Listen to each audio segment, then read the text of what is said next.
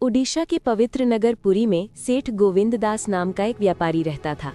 गोविंद दास भगवान जगन्नाथ जी का परम भक्त था।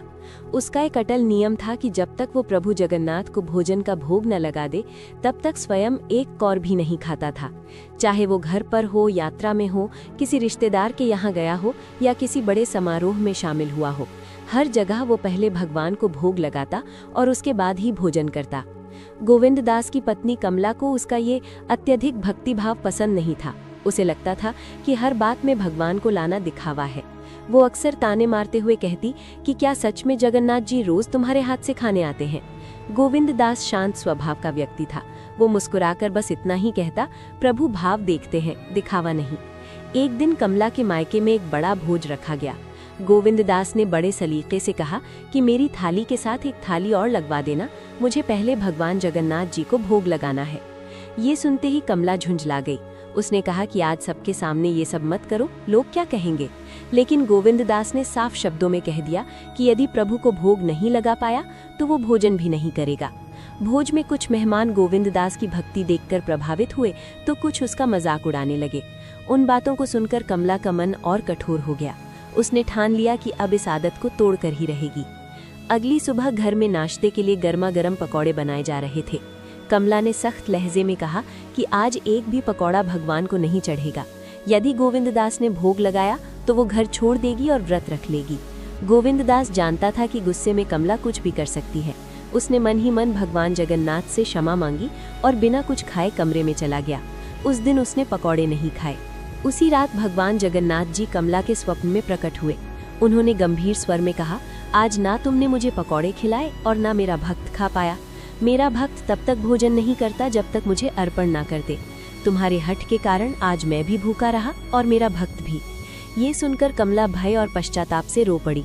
उसने हाथ जोड़कर क्षमा मांगी और अपनी भूल स्वीकार की। भगवान जगन्नाथ ने कहा, यदि सच में प्रायश्चित करना चाहती हो तो कल अपने हाथों से प्रेम पूर्वक पकौड़े बनाना। मैं स्वयं अपने भक्त के साथ उन्हें ग्रहण करने आऊंगा। सुबह होते ही कमला पूरे मन से पकौड़े बनाने लगी। उसने घी में कुरकुरे पकौड़े तले और साथ में हरी चटनी भी बनाई। गोविंद दास ने रोज की तरह भगवान को भोग लगाया। जब कमला चटनी लेने रसोई में गई तो उसकी आंखें खुली की खुली रह गईं। रसोई में साक्षात भगवान जगन्नाथ जी विराजमान थे और प्रेम से पकौड़े खा रहे थे। कमला घबराकर गोविंद दास को बुलाने लगी। गोविंद दास ने जब प्रभु को साक्षात देखा तो उसकी आंखों से आंसू बहने लगे। भगवान जगन्नाथ ने स्वयं अपने हाथों से गोविंद दास को पकौड़े खिलाए और आशीर्वाद देकर अंतर्ध्यान हो गए। उस दिन कमला को समझ आ गया कि भक्ति यदि सच्चे मन से की जाए तो भगवान स्वयं उसे स्वीकार करने आते हैं।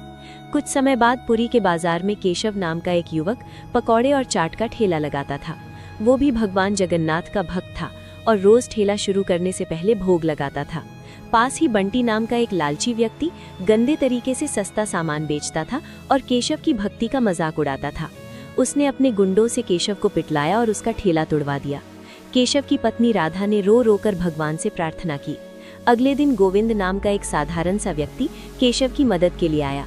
जब गुंडे आए तो उनके हाथ पैर जड़ हो गए। गोविंद ने उन्हें ऐसा सबक सिखाया कि वो जीवन भर याद रखें।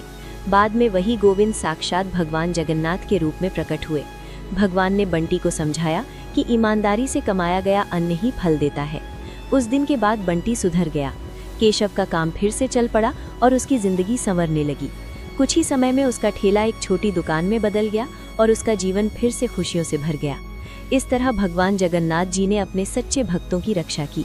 इस कथा से हमें यही सीख मिलती है कि भगवान को अगर सच्चे मन से पुकारा जाए तो वे कभी अपने भक्त को अकेला नहीं छोड़ते। भक्ति दिखावे से नहीं, विश्वास से होती है। जो प्रभु को प्रेम से भोग लगाता है, प्रभु उसके जीवन को स्वयं संभाल लेते हैं। तो दोस्तों, अगर आपको ये कथा अच्छी लगी हो और आपके मन में भगवान जगन्नाथ जी के लिए श्रद्धा जागी हो तो इस कहानी को अपने परिवार और मित्रों के साथ जरूर साझा कीजिए। ऐसी ही सच्ची भक्ति और चमत्कार से भरी कथाएं सुनते रहने के लिए हमारे चैनल को सब्सक्राइब करना ना भूलें। जय जगन्नाथ।